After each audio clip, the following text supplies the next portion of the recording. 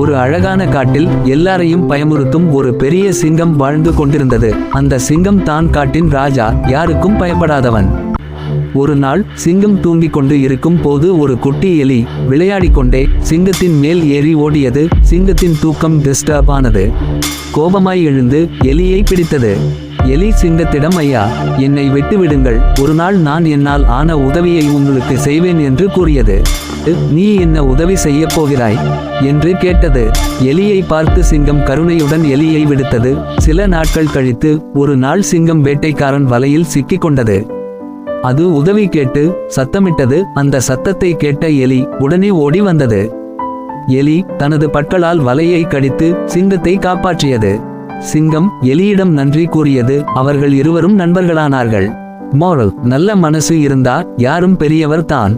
சிறியவனாக இருந்தாலும்